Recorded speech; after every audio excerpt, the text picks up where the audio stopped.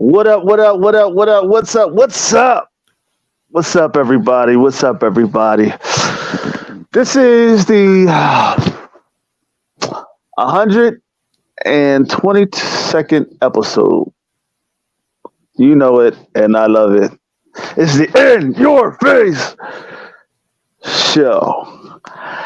And I'm here with a good friend, man. This guy, we've been friends for going on 20 years.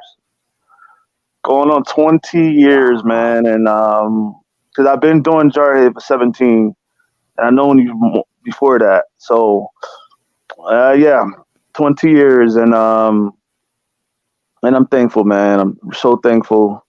This is a guy that has, taught me a lot of stuff that I know.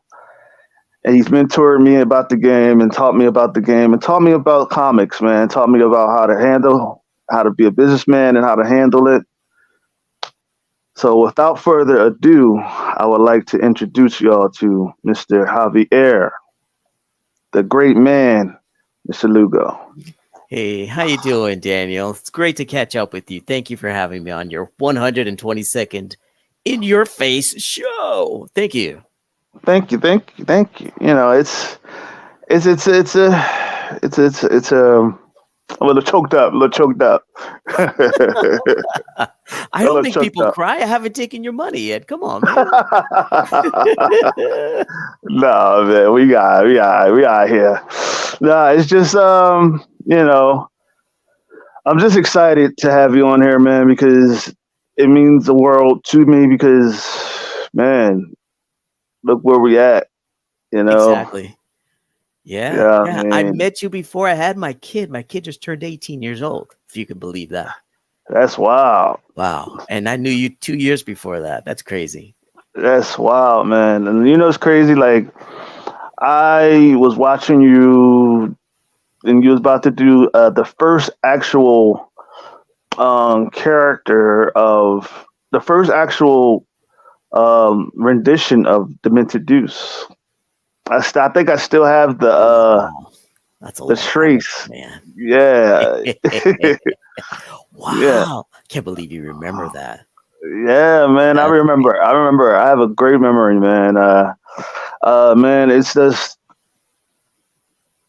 when the time when you go through those things, when you go through history, when it comes to what you've been through and growing up in the business, man, you begin to learn a lot of things, man. And I'm thankful, bro. I'm thankful. Hey, all I was doing is sharing with you what I've learned through my own, hits and bruises and misses.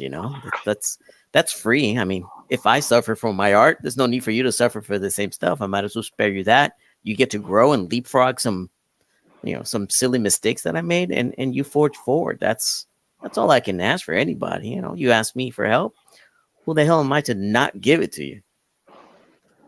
Very understandable. I mean, it's something to be proud of, man, because like I told you, this comes not but it comes by just being there, and I'm thankful. I'm grateful. 'Cause I've had a lot of mentors, I've had a lot of people that taught me stuff, but you taught me a lot more than that. And I I was blowing in the wind at the time. I was green or well raw. You know what I'm saying? I was raw at the Yeah, time. yeah. You had passion, you had drive, you had a character, and you weren't stopping for anybody. So That's that's just because I was told that I couldn't do something. I was put down a lot. So that's something that stems from just being being overlooked and being told you're not good enough. And I hold that to the close to the heart, and I put my ears back, put my head down, and I go after it. And that's how far I've gotten. yeah, yeah, and that applies to anything, man. Anytime somebody says you can't do it, all you got to do is add the word "yet." That's it, man. Yeah, Maybe you haven't done it, but not yet. But that means you're going to. You have to. You know yeah, that's. I know I stole that from somebody else. Who the hell did I steal that from? Because that's way too good for me to be original. Probably Bruce Lee or something like that. I watch a lot of videos, and Gary Vinderverner, that guy, he's awesome. I love it. He curses so much. I love it. He talks the way I think sometimes, but Right. but yeah, he's very inspirational. I like the way he addresses people and talks a lot of really good truth. And that's the honest. That's honest. That's true. You know, that's very cool because not many people understand that as a whole. You know, and like I said, it's not a lot of people out there that's willing to go through the fire and come out as gold. You know, and along with that, huh, I went through the fire, came out as gold, came clean out, clean as a motherfucker, but still going through shit. That's okay. That's all right. You That's all right, know, man. It's it. Shit. Listen, we've been around the block quite a few times, and you get it. You know, there will always be obstacles. As long as you're moving forward, there will always be a next obstacle. But that should be a marker to you. I'm moving forward. I wouldn't have uh-huh. reached this problem if I hadn't taken all these steps to get here. So Yes, that's sir. just another thing you're gonna either run right through, around, under, or over. That's all that matters. You know what I'm saying? Because, like I said, it's something that you can attest to.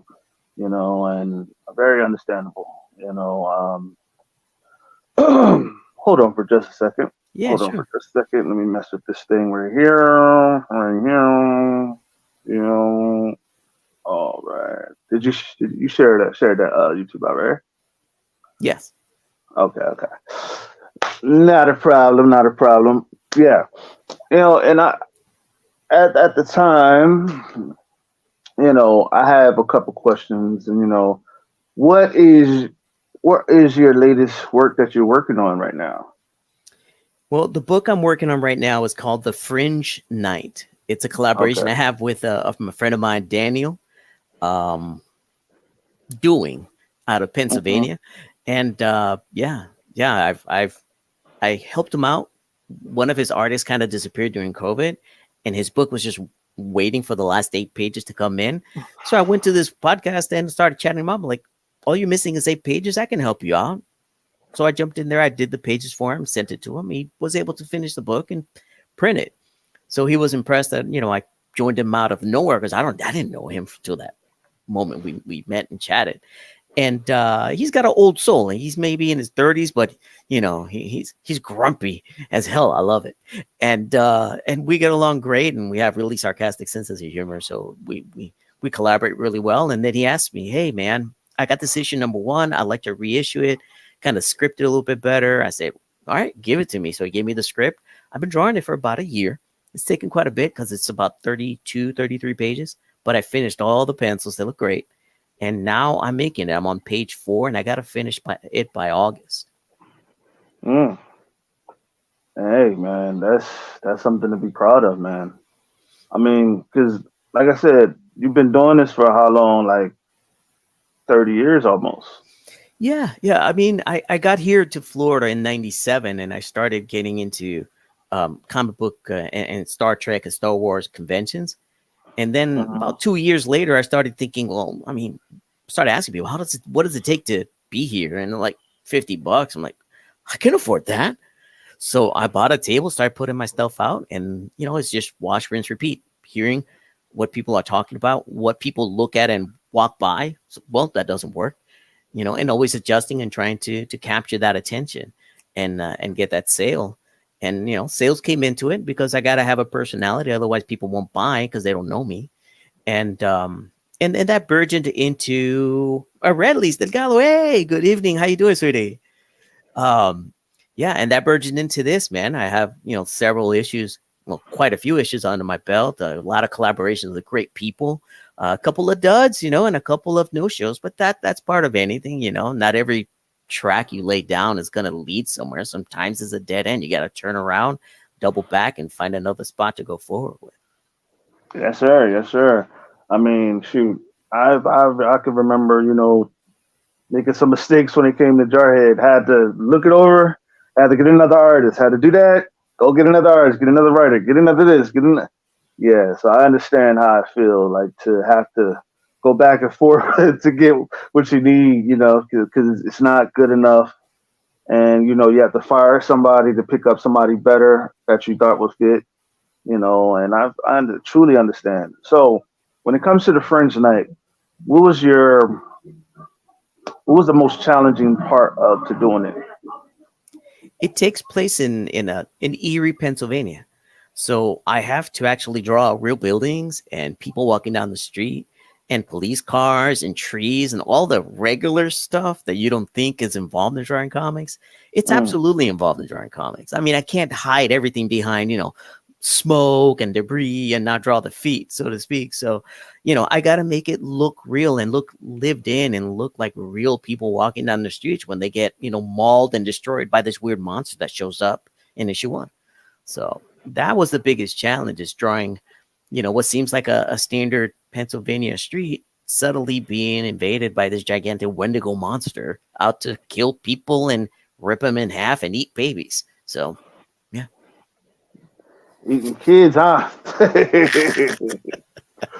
Oh man, I feel you. I feel you on that. What inspired you to pursue a career in this field of work, man? Uh, well, basically the enjoyment I got out of reading comics when I was a solitary kid in another country, and there wasn't a lot of English speaking or media at the time. So yeah, that was my very cheap, mm, you know, access to stuff that was in English because most magazines were $1, $2, or newspapers were not available in English. So comics were cheap. They were 40 cents, 50 cents, 60 cents. And, on my meager, weekly allowance, I was able to scrounge enough every Saturday, go to the newspaper, go to the supermarket, grab one book because that's all I could afford, and then keep on reading, man. It was That was the cheapest way to keep reading. And then of course the stories took me places. Then my mom got me GI Joes, the little ones when they first came out in early like 81, 82. I remember Mm. the Sears catalog. I'm like, I want that, that, and that. And she's like, really? I'm like, yeah. So she hooked me up. My mom hooked me up all my geek life. So shout out to mom, Zenobia. Uh, Great lady, and I love her to death. So yeah. Well, hey, I mean, it's always good to have somebody to support you in your endeavors. To support you in everything you do. It's somebody that really feels what you feel. And like not everybody has that. Not everybody has that support. Not everybody is walking around and lack the luxury of support. You know what I'm saying? Because in this time, not everybody believes in comics and believe that comics is an actual job. It is a job. You know what I'm saying? It's just it's one of those jobs where you don't get paid, quick like other jobs. You know what I'm saying? You don't get paid hourly. You get paid centrally. you Yeah, I get paid mean, you get paid a bit depending on the jobs that you have. You know what I'm saying? You don't get paid hourly. If you no, would get paid absolutely not. if you was getting paid hourly, the whole world would a lot of people would have got rich off of this. You know what I'm Right. saying? A lot of Yeah. people would have been got rich off of this stuff. You know what I Yeah, mean? artists put a lot of time. You know this. They put a lot of time and effort into this final product and hope that it makes money. At least at our level, it's a hope. It's a dream, and we gotta see it through to the end. You can't stop at step 2 of 10. You can't stop at step 9 out of 10. You gotta go all the way. If you don't finish it, then it's a tragedy because you put effort after good effort with no reward, you might as well not have started. And that's the self thinking process that we all have as creators, man. As a creator, you go through this every single show. You got to figure out what am I going to do, who I'm going to do it with, when, how quickly can we put it together, and let's go. If you do all four of them and you don't do let's go, in your face does not exist.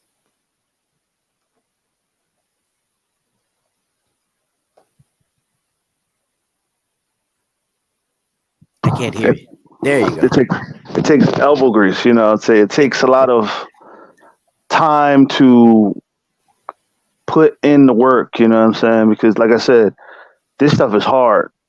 When I say it's hard, yeah, having a podcast is not as easy as people make it out to be because not everybody can do it. You know what I'm saying? I'm being honest. Everybody may have a podcast out, but not everybody lasts in this business. Because not everybody lasts have longevity. And it's crazy. God has blessed me so well that I've actually before I've been doing this for a year, right? And I've eclipsed my goal of 100 episodes before a year was up. That's phenomenal. That You is know, excellent. and Yeah. that's something that nobody's doing.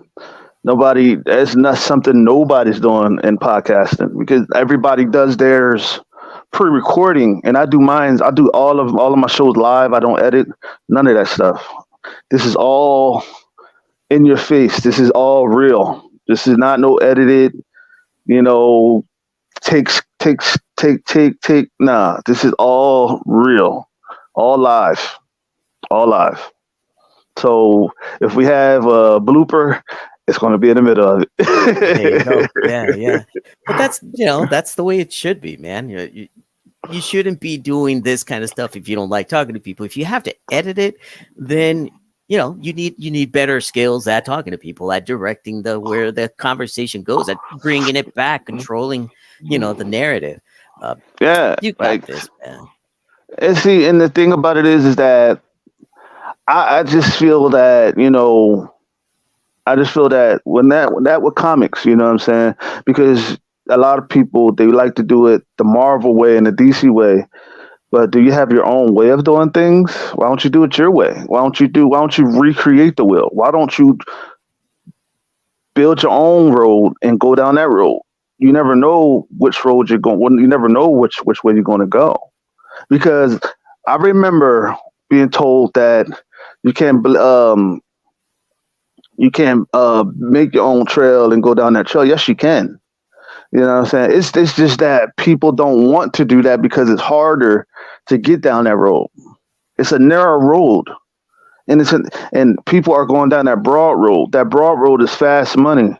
That broad road is you're not going to learn anything. You're just going to get where you say you want to be. You're not really where you want to be because if you really at really where you want to be, you will before you get there, you'll learn. You'll get a couple bumps and bruises, and those bumps and bruises will come with, you know, lessons, come with knowledge, come with wisdom, and learn that. You made some mistakes.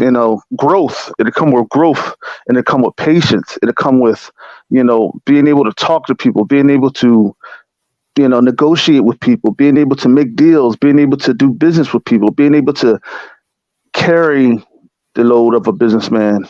Because once you sell something, you no longer are a artist. You are a businessman or a businesswoman if you're a woman. You know what I'm saying?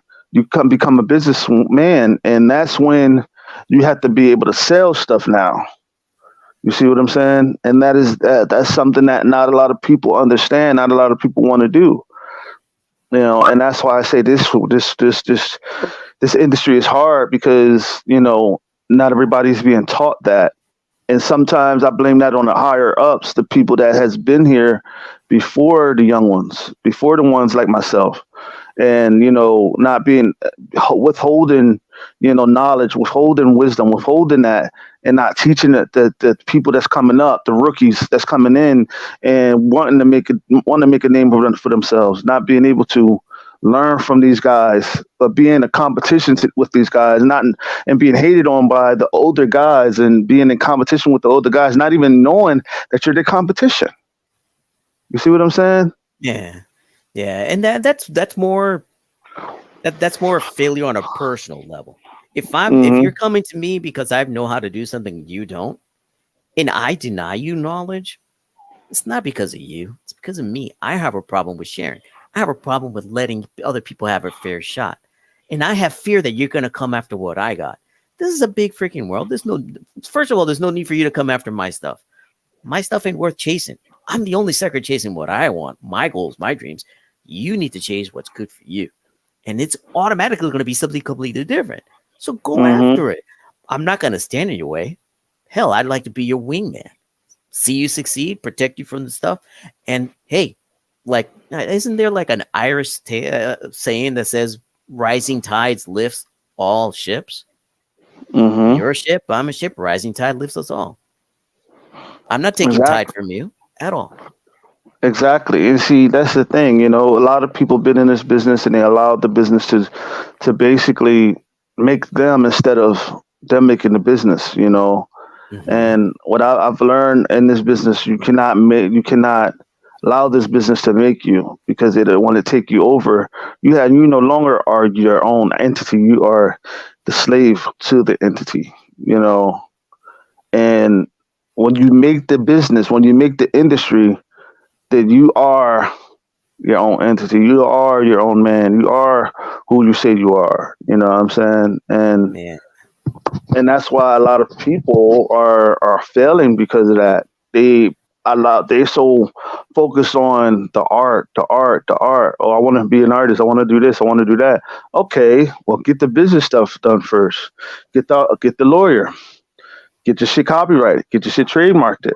Get hmm, everything that you need done before you go out there to these conventions, and then and sell stuff. Because if you sell stuff and you don't have nothing copyrighted, somebody like a dickhead to come up and look at your stuff and be like, "Cool, I like this stuff," and then they buy it and take it home and then redraw it and basically take it, and you don't, and you may have your name on it. They can take that name off of there, and you don't even have your imprint or yeah, copyright or trademark on there, and no yeah. watermark, nothing, and they can say it's theirs, and they could be halfway all over the world saying it's theirs, and you can see it one day propped up, and he made money off of your stuff. I see it every day. But listen, it happened to me. You heard about Project Overwatch, right? Mm-hmm. There you go. We trademarked marked that in 2010. We got a cease and desist. You got to stop using the word Overwatch. Why? Well, we got a product that's coming out, and you need to stop. And the project was Overwatch, the video game from Blizzard. Wow. So what you're preaching is absolutely true. And I always thought this is not going to happen to me. Who the hell am I? I'm just some small schmuck from Florida, right? And it happened. And what's crazy? I just saw that game up. Like I just saw that game a couple of days ago. Hmm. Well, I've With never anything. played it. And honestly, nothing. Yeah, it's not like they took our characters and took them and put them in the game. No, there were some promises made that they didn't live up to, and that's fine. I mean, whatever. I know what I created with my co-creator Martin Dunn. I know what we did. I know what we created. So we had to put that project on stop. We couldn't publish it. We had to stop. But it's okay. Listen, that's a learning lesson about the business. That's just reality knocking and saying, hey, in a way, the way I try to see it is that, hey, your stuff was special enough that somebody had to tell you to stop doing it. Then we must have been on the right path. Hmm. And it's crazy too. The crazy thing about it is that as long as as long as guys get their stuff copywritten, I've had people try to steal my stuff. Trust, I've had so many people try to steal my characters. They didn't succeed. They didn't succeed. I got wolves and monsters out there that's watching. You But I you ain't gonna gotta say nothing defend about that. what's yours. You gotta Oh defend what's yeah, yours. Yes, sir. Nobody else is gonna do it, oh and that's yeah, why you're smart. You said do this before you put your stuff out. It seems yeah. silly, and as a creator, sometimes when you're pinching pennies, it doesn't sound like a wise thing to do. Hmm.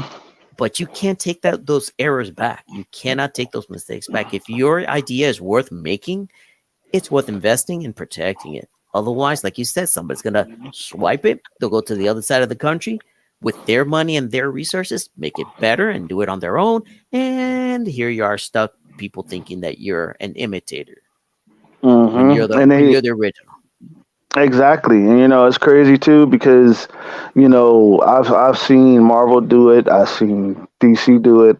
Man, it that's how I know that this business is a dog eat dog business where one person could see your stuff and they could take it and then run with it and then make money off of it, and it's just not cool, not right, and also.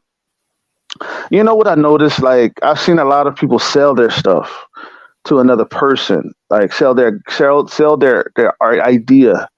Why? Do you know that once you create something, you're married to that character. You're married to that project and that story. You know. As a creator, you every time you create something new, you automatically have copyright. That's your right Hmm. to your creations. It doesn't matter the media you created; it's supposed to be yours. But the important part is that you must have created it. If somebody else Hmm. created it, then it's not your creation, it's a collaborative. And then it becomes a little bit more convoluted. Not that I'm a Hmm. lawyer to give legal advice or anything like that. I got to put it out there.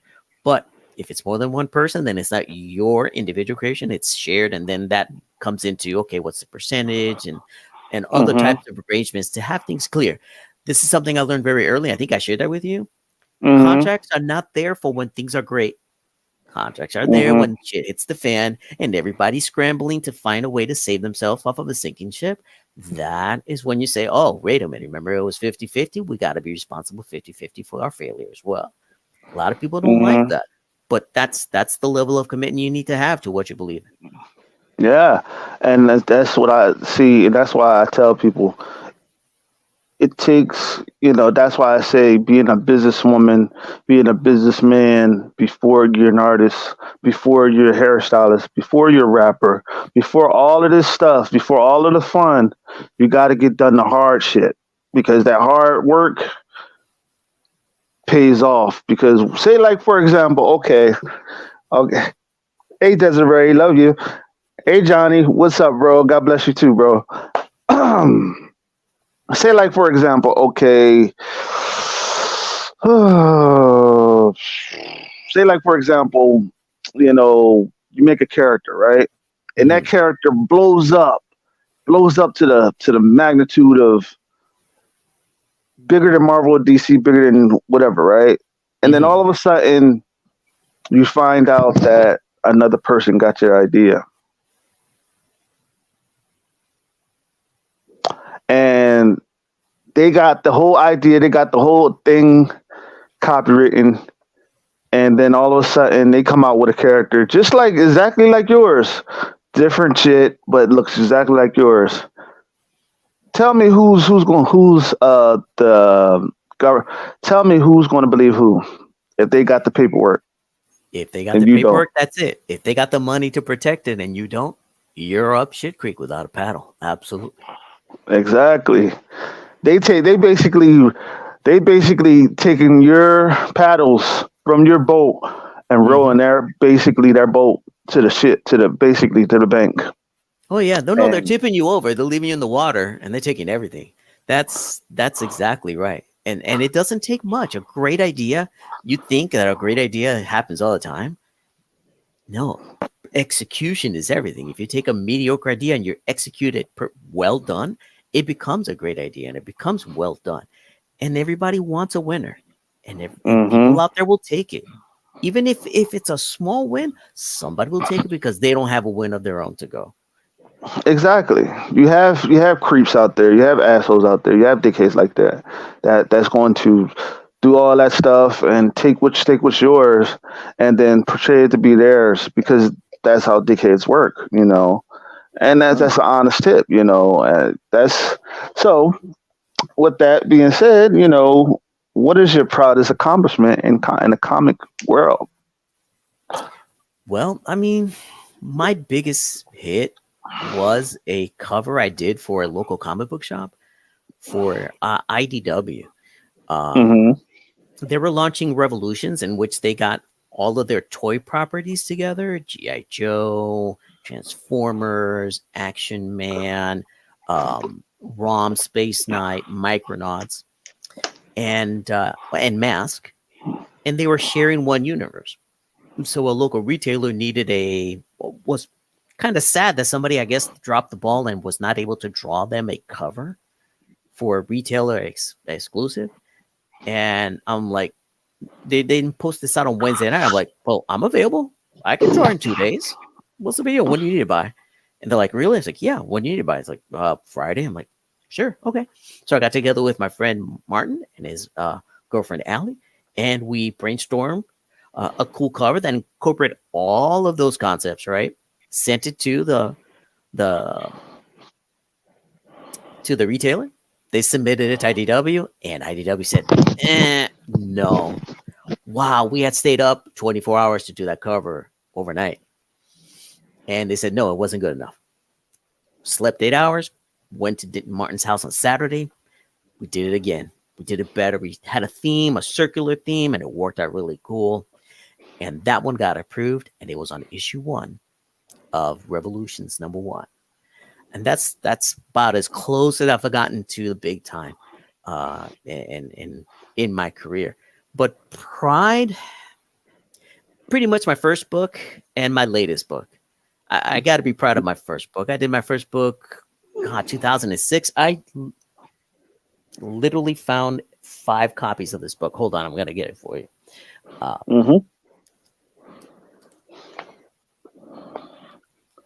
right. Check it out. Frank Ng, Hired Gun. Wow. Now, just to give you an idea, Comics Press. And look at that copyright right there. Hold on. 2004, my first comic book. Wow. All right. So, yeah, I haven't seen this in years. It got inked by a guy out of Mexico, and I met Ron Fortier. He wrote this book, and Ron has been a writer for decades. He did Green Hornet. He did Terminator Burning Earth with Alex Ross. So I knew the name, and yeah, this is going on 20-year-old artwork, bro. Wow. It's crazy.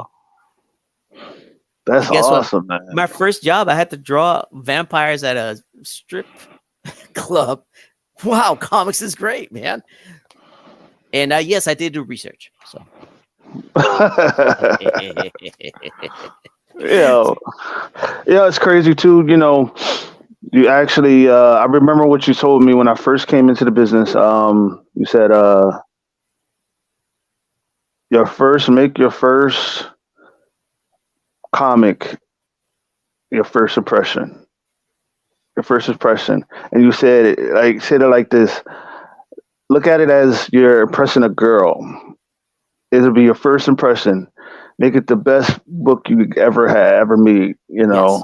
Now remember, it's still in the back of my head. Every time I make something, I make it the best I can make it. I take my time with it because you want it to be your best ever. Because once people see that, they'll see, damn, that's awesome. That's the best I've seen ever. And every time somebody saw Jarhead, they'd be like, wow, that's well done. Because when you take your time and when you put effort into what you're doing, and when you really give it your all and put that effort and put that time and put that, that blood, sweat, that all of it in there. Mm-hmm. That's where you come with the stuff that we came out with. And it was so awesome. I had so much fun doing Jarhead Part 1. My what was Eater, Messias, and who was that? Shout out to Eater, Messias, and Leo Gundam, which were two of the two guys that actually worked on Jarhead Part 1 with me. And Bill McCormick was the one that actually wrote the script for me. Okay. And I was the one that did the whole story. and the inking, yeah, Eater and Leo, and David. David Lynch was the ink was the letter. Yeah, all of these guys was actually there to help put in put in for Jarhead. You know what I'm saying? I remember my first team, fell. My first team when I put it together, my first team, fell apart. That's what I felt about failing. And my second team fell apart. My third team fell apart. And then all of a sudden, I'm like, I was at a crossroads at a time, and I don't mean to make this about me, what I'm saying? You know all about me, man. You know, and Yeah, yeah, yeah. but you know all about my story. I'm just saying this because maybe somebody that's watching that's going through some of the same thing I went through. And I had a mentor to teach me what I needed to see, teach me what I needed to know to get through that part of my life of creating something that I wanted to create, and even Michael Jordan had mentors to build him up to be the greatest of all time. He's had Phil Jackson, he's had Jared, all those guys, man, to teach him, to build him up. You know what I mean? To basically help him along the way. He's had his partners, Scottie Pippen and Rodman and all those guys to help them get to being the best. And I think about it like this, man, and like when I say it like this, it's good that you can find people in the business that really take you by the hand and show you the parts that where you need to have, where you need to be, and they take you job by job by job, and you actually did that for me, man. And I'm thankful, and I thank you for everything you've done for me as a man and as a comic artist and as a businessman. You helped me become better than what I am. You're very welcome. You're very welcome. And we're from the generation that are the generation before us. They didn't do this. They were hard knocks, and they were like, "No, you got to learn the same way I learned." And as we grown up, we figured out we don't have to do it the way they did it. We Oh, changed, we evolved, we did it differently. Honestly, we did it differently. mm, And I find myself measuring myself, of course, against the old man, my father, of course, and the people of his generation, people of my aunts and uncles, and they were completely different. I mean, they would not put up with the stuff that you and I put up. They would not be as soft as you and I are. And as much mm-hmm, as we complain about this generation being soft, we saw what harsh love and ignorance and you get it yourself brought. All that brought was people suffering unnecessarily. They're making the stupid mm-hmm, mistakes that you made, and what pleasure is there in saying, oh yeah, see, I could have told you weren't gonna succeed. Well, it's kind of late now, damn it, I'm dead, so thank you very much, right? Why wait when you go through loss in life, and so your mind starts thinking, hey, what could have I've done better? Could I have been present?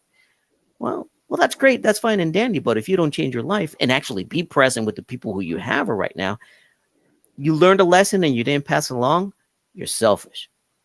And mm-hmm. selfish people end up alone.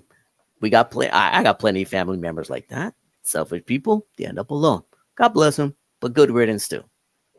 Right, and that's something that I learned to be in a man. Man, you can't be selfish. You can't be because you can't think that you've done it alone. You have people to help you get where you need to be, where you want to be. And Yeah. even a lot of the people that say that they're great, yeah, you didn't get there alone.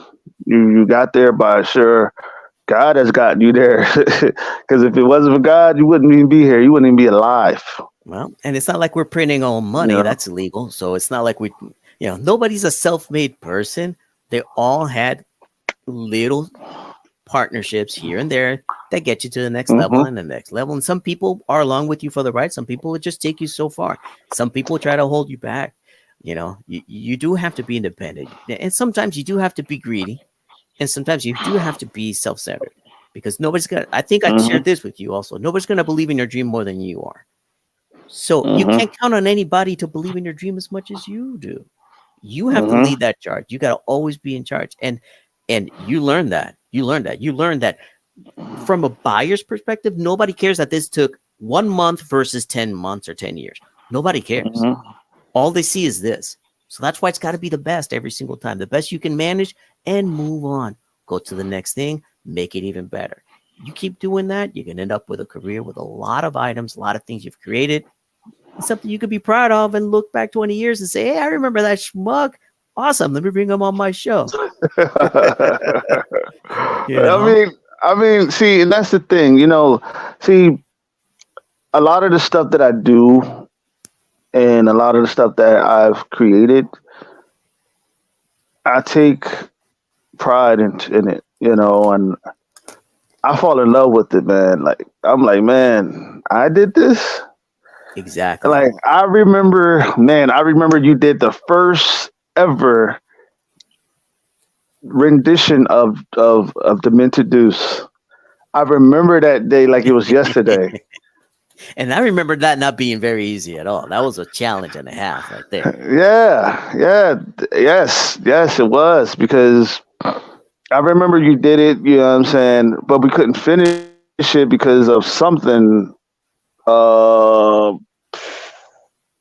I remember. Yeah, I remember something happened, but I remember everything, man, and I was like, wow, that was when you did it. I'm like, damn, I could have used this. You know what I'm saying? But hey, why not? But then I got it redrawn, and man, you should see the Demented Deuce now. You will be like, wow, yeah. He's like when I first got him done, he was just a figment of my imagination. But now this guy is redrawn out. This guy is came to life. He's a little dark and he's evil, but hey, what I'm saying, we all have a dark spot in our lives where we have to get it out. And yeah, when it comes to comic artists like us, and when it comes to comic book people, we deal with dark stuff, and we have to get it out because if we don't, what I'm saying, it'll eat away at us, bug us, bother us, because we so fidgety, we like to draw and write and all that stuff. You know what I'm saying, and we have low attention span. You know what I mean? Mhm. So yeah, it takes time, and being an artist and being a writer. I stopped being an artist for a while because I was like, man, why? I stopped being an artist for a while because I wanted to focus more on my writing. You know what I mean? And I was like, and I'm a businessman now, so I developed the skill to see money in everything that I do. But not what I mean, like not in that aspect of being greedy, but in the aspect of everything that I do, you want to have your hand in everything because you never know what pot you have in your hand and what pot will blow up. Exactly. Yes. And Yes. I agree. that is streams of income that can potentially prolong your career, potentially build your career.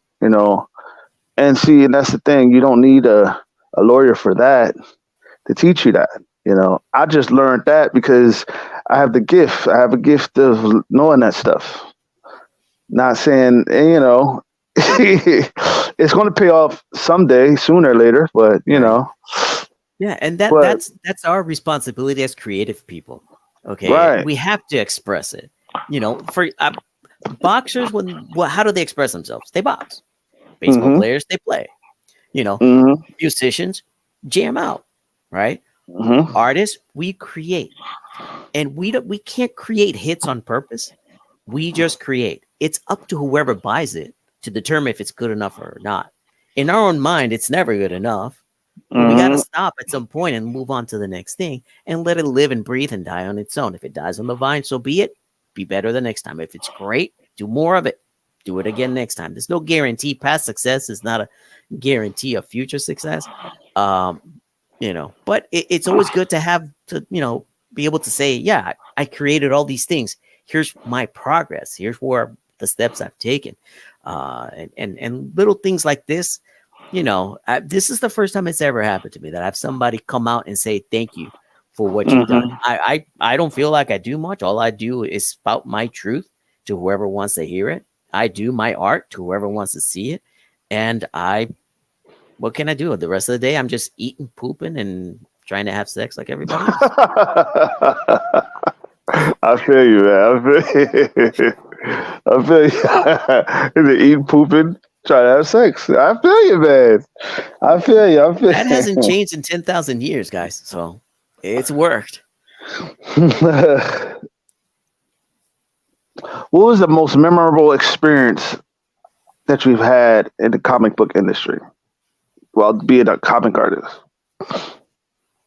Actually meeting people versus seeing their names in credits is always an eye opener to me. Mm. Um, being able to see George Paris in person. John Beatty, I met him just like 2 years ago. Um, to Pat Broderick, I didn't know he lived in the same city that I lived in. I've met, when I see meet, it's like, hey, how you doing? Not like I'm introducing myself as a thing, just as an acknowledgement of oh, I see your name. I followed your work for a long time, and that's it. I've been able to see Bob Layton. And I mean, when you go to the comic book convention, it's really cool to see that these are all people that put on their pants the same way I do, one leg at a time, and they go out there and they draw, and and it seems like magic when they're sketching in front of people and they're sketching live. It's tremendous, and it's a skill that of course, I've been envious of, and I've been trying to be like these people forever. So that's yeah, and sometimes people come up with some really cool concepts, man, that I gotta say I'm jealous I didn't think of it before. And I do this great art, and when I try to go home and try to do it again, it's like, oh my gosh, it's just not the same feel. It's not the same vibe. It's not the same environment or energy. So I've just learned to enjoy it when somebody says, "Hey, draw this." I'm like, "Wow, that's great." So those are always very memorable, and I got stories for days for about crazy things people ask for, the odd, the embellished, the horrible. It's like, you really just literally asked me to do that? Yeah. I had this guy. He had a thing for people sneezing, and he wanted me to draw superhero sneezing. I'm like, whatever. That's harmless, right? So I have a sense of imagination because I can draw people doing all kinds of stuff. So the guy, I guess, didn't believe that I could do it. So in front of everybody, he decides to um, model what he wants me to draw. And he Hmm. does this, and he's like doing it right in my face. And I didn't have a cell phone at the time, so I had to like quick draw it and then make Supergirl sneezing. And then it was a really weird rabbit hole because it had its own like subculture, and it was hands and feet and transformations and all kinds of stuff. Listen, nothing against it. If you like it, it's great. I'll draw it. You know that. I need the money, but um yeah. That was memorable. It stands out to this day. Mm. Hey, man. I don't know. I I'm speechless when it comes to that. So I was like, well, I never was asked to do that. And Yeah. that's the PG-13 stuff, man. I've gotten some, X-rated stuff. It's like, are you serious? Yeah. Like, okay, what do you want me to draw? Here's this one.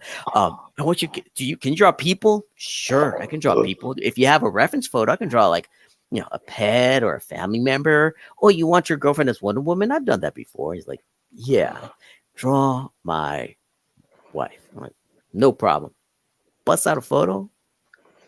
Now this woman is fit as hell. I mean, she's strong, buck naked head to toe. He hands me the photo.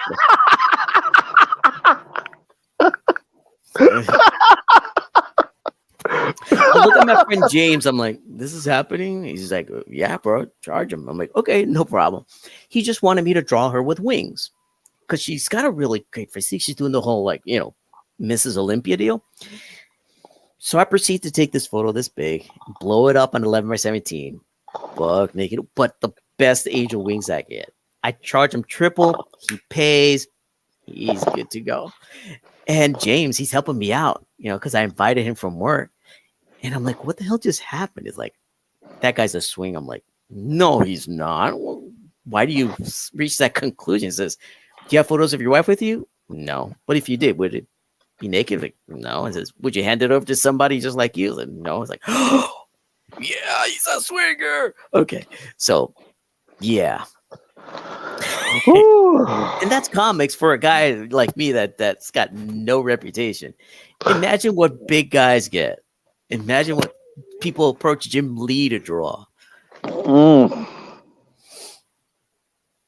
The Sultan of Abu Dhabi Nabu comes over and says, hey, I want you to draw me and my harem. There you go. You draw it, right? Oh man, see that's why. See, and this is the thing, within this industry, you're going to be asked a lot of questions. That's like, whoa, you all right? You're going to say no to a couple of jobs. You're going to be Yeah, like, yeah, that's a bridge too far. Yeah, I got a wife and a kid. I can't be drawing this stuff in front of them, and I'm not going to wait until they're asleep at midnight to start working on your stuff. Sorry. There's no amount of money. I can't draw some things. Yeah. yeah, and then, but you have somebody next to you that'll draw it. They were like, Take it, bro. Again, I'm not here to deny anybody their nut. Go after it. I'm cool. You do you. I do me. I sleep well at night. I got cool stories. That's fine. See, that's the thing. That's why when it comes to this business, man, you have to have your head on the swivel, man. You got to be able to know what your limits are, man. Because if you don't, Yeah. your name gonna be in every little freaking little sneaky little thing. Yeah. You know. It's crazy. I mean, another good example. I hate politics. I really do. I do. But it's lessons. It's lessons. You don't know the person that you're taking a photo with today if they're gonna be caught tomorrow doing some trafficking, some crazy stuff. You don't know. You don't know, and who you associate with is it. It has become a key ingredient in some success. You do have to try to associate with people who are in the business. You do have to try to associate with people who are on the right side of the tracks, who are heading in the right direction. Sometimes you do have to say, hey, I'm sorry, you're sinking and I can't do a damn thing to help you. You're toxic and sorry, bro, I gotta cut you off because you're not bringing me down. A drowning person will drown you too. To save themselves, they will drown you. And I as much as I like you and I think you're a great guy and you're a great creator and you're a great woman, I can't do it. I've had to survive on my own, try to keep a good steady ship. You're going down. Yeah. Good luck. Now that's a lot of things, man. I've met a lot of guys in the industry, but I've also met a lot of sleazeball and balls in this industry too. A lot of fake, fake people in this industry, man. And a couple of people know who I'm talking about, but let's just keep that to ourselves. So, but when it comes to being a comic artist, what are some of the projects that you've took on and just but you missed the opportunity? Most of the time, my missed opportunities are just projects that never see publication.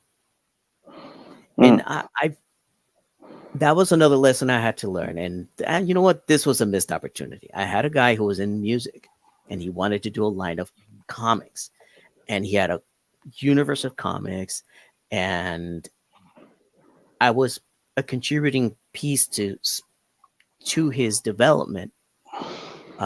He hired people from my studio, not my studio, I'm sorry, from the studio I was a part of. He's like, hey, I need somebody who can take over this project because the other guy dropped out. And I'm like, okay, I can do it. I can do it. I promised him up and down I could do it. I took payment and I dragged ass. And I didn't deliver. In 6 months' time, the guy said, hey, didn't even bother telling me. He's like, you're done. And I told him, you're right, I'm done. I I bit off way more than I could chew. I could not predict what life was going to throw my way. And I dropped the ball hard. It was a great opportunity. And I personally messed it up. So yeah, that was a really important lesson to learn. Not to commit on the spur of the moment, not to commit 6 months of your life to a project if you don't have it. And dreams are really great. And when you're seeing stars, it's awesome. But the reality is, nobody's gonna draw these things if it's your responsibility. They're not gonna draw it for you, and you got other people depending on you to finish your work for them to do theirs. If I drag my ass and I don't do the work in a timely fashion, somebody else is starving because they don't have work to do. And that person justifiably came to me and said, "What the hell are you doing? I'm supposed to be doing this book this week, and it's not here. I'm not gonna get paid because you're dragging ass." And that was a horrible lesson to learn, but I had to learn it. And to the people that I kind of messed up their, their income streams, I'm very sorry. And I did apologize to the guy. He wasn't hearing it, and I get that. But again, lesson learned. So from that point forward, I say no to everything. Think about it, and then approach the person later. Because in the spur of the moment, I want to do everything, man. Everything sounds great. Everybody's ideas are great because they're not mine. I get super excited when I get other people's ideas. Me generating my own ideas, very hard. But you give me a little nugget, a little concept. Ooh, I love it. I'll run in a whole bunch of different directions with it for you and with you. Um, but I've learned that sometimes my excitement overcommits me, and it's not fair to my collaborators who are spending good money, who are depending on me, and their publication cannot be done until my job is done and three other people do their job too.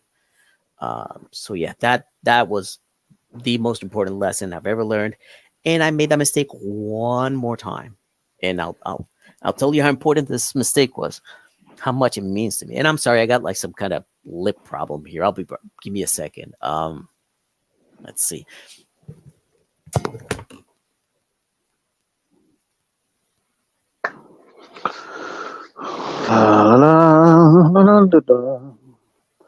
Yeah, I love this episode. I love doing this show, y'all. All right, this book is called New York versus the World. All right, Oh, this is from J.D. Rosario. Okay, he's this guy. He's Puerto Rican. I'm Puerto Rican. We get along well. He he hired me to do a couple of pinups for his evolving comic book universe. He hired me to draw issue 2 of this book. This issue 2. He hired me. After 8 months, I've only drawn like 4 pages. He dropped me. He needed to. mm. And I have this book in my personal library to remind myself of my failure. Because that could have been my illustrations. This could have been my book. This book, if I had done my job, we could have. I'm sure we could have done really, really well because it has zombies. It's in New York, and it was tremendously well written. It wasn't anything like I seen in The Walking Dead, which was already out at that time. And honestly, I think my drawings were better than this. I could have done a better job. But guess what? This guy got the job done 2 months. He got his book done, kickstarted, and has moved on. He's grown 10 times as big. I could have been a part of that, but because I messed up, overcommitted, and underdelivered, I'm not. And I have this literally within arm's reach. Anytime I ever think I'm getting big and I'm almost there, I pull this out, and it's my humility lesson. Hey, don't overcommit because this is the kind of stuff that happens. And in any collaborative medium, me not delivering, It's messing you up. It's like me committing to coming to your show and then not showing up. I'm hurting True. you. I'm hurting you. You know, you go through the effort of contacting me and securing the time and promoting it, and you're promising to your people, hey, you're going to see this guy. We're going to have a great conversation. And then crickets.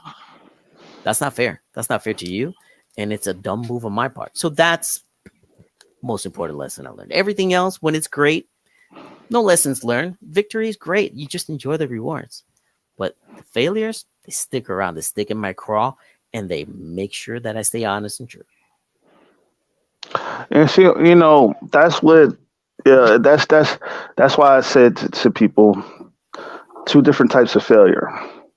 There's a failure where you quit and you never get back up, and that's a failure that push you and that push you along to where you need to be.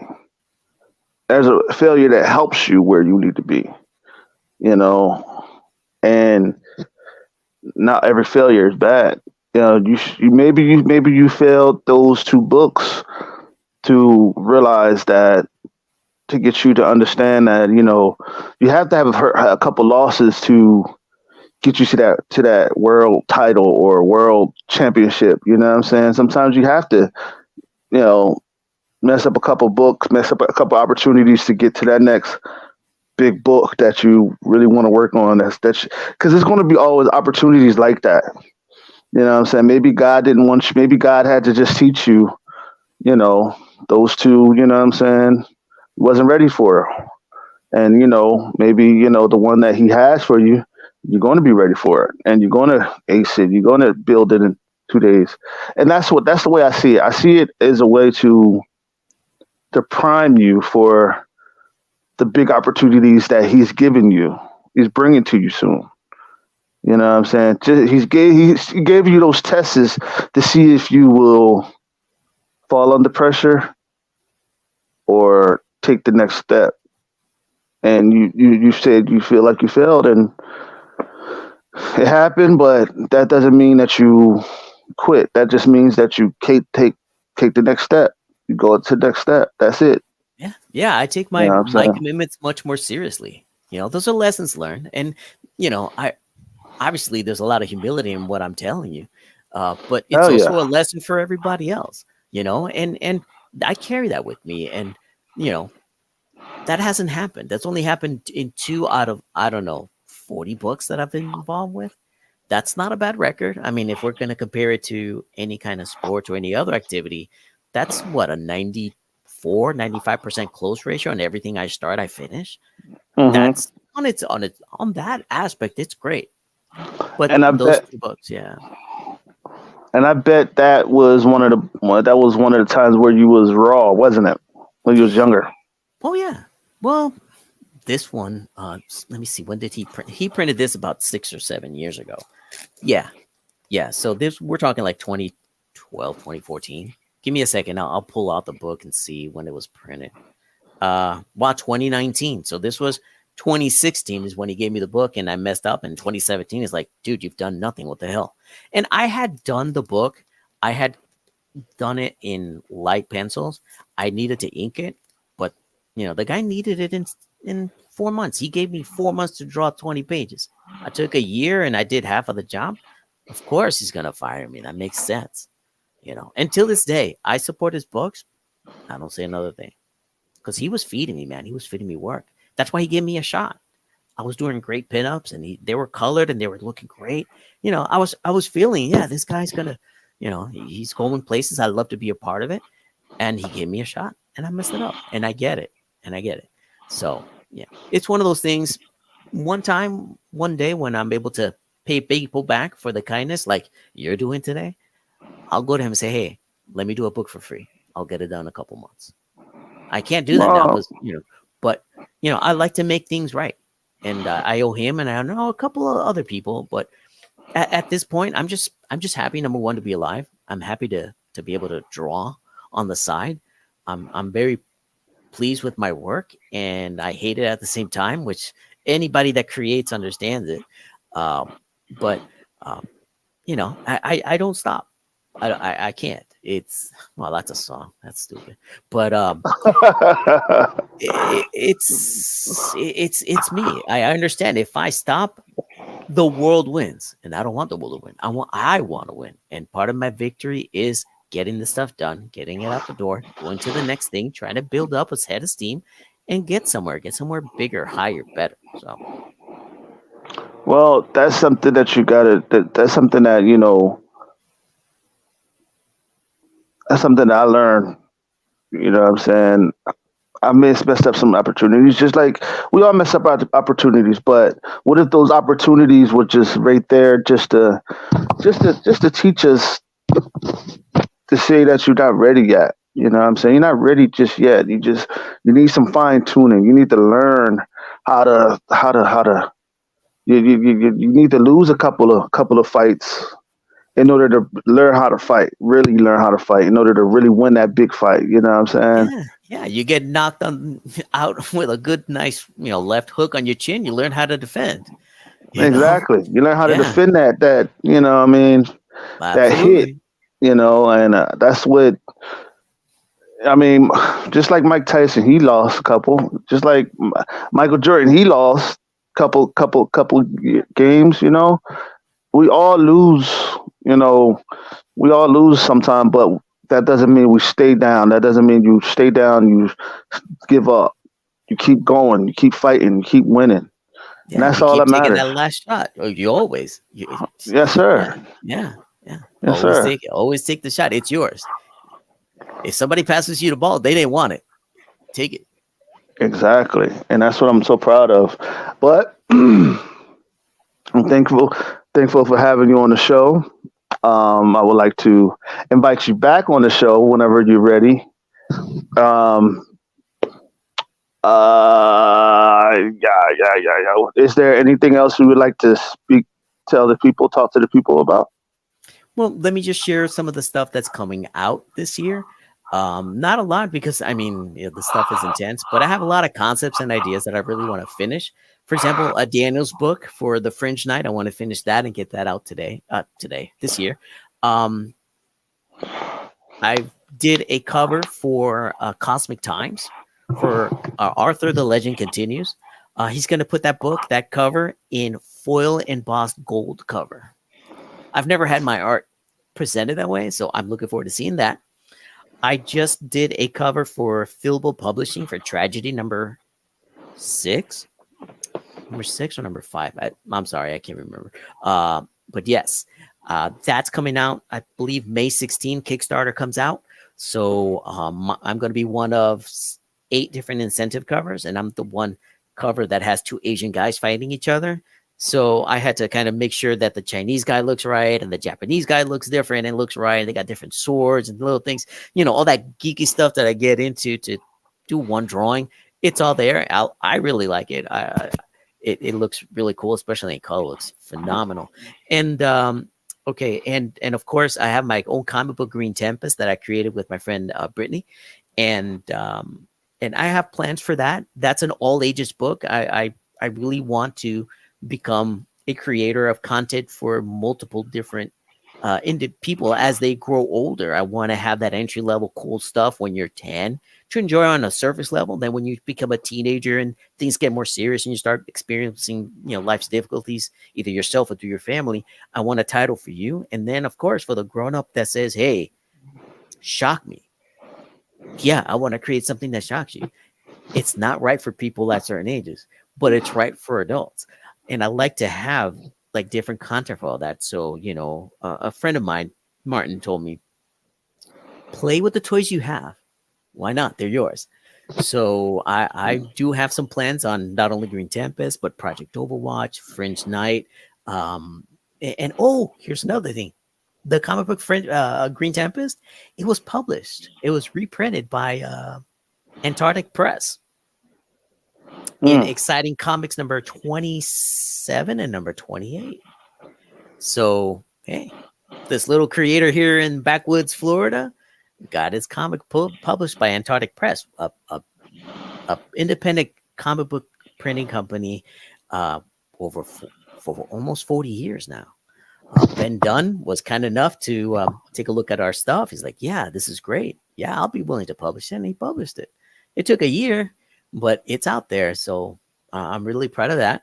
And, of course, I'm proud of everything I do, and I'm proud to speak and talk with you and catch up with you. And, we need to get offline and talk about family, but you honor me tremendously by bringing me on your show and being so kind and patient with me as I babble on and on. And, and I'm glad that you learned from me. And you've taken it in such a great direction, and I wish you continued success. And I ask everybody, hey, this is how the little guy wins, is by doing this, putting in the hard work, and getting other people to say, hey, I respect hard work. Let's give it a like. Let's give it a subscribe. Let's give it a share. That's it. In this society, in this day, that's not hard to do. It's 3 clicks. Do it for King Daddy. Thank y'all for all the love and all the happiness because you have the best with you at all time. Thank y'all for watching. It's been well. I love you. I love y'all. Ooh, for all you who watched. Stay tuned for tomorrow for another episode of the In Your Face Show. And it's been well. It's been the In Your Face Show. And we out. Peace.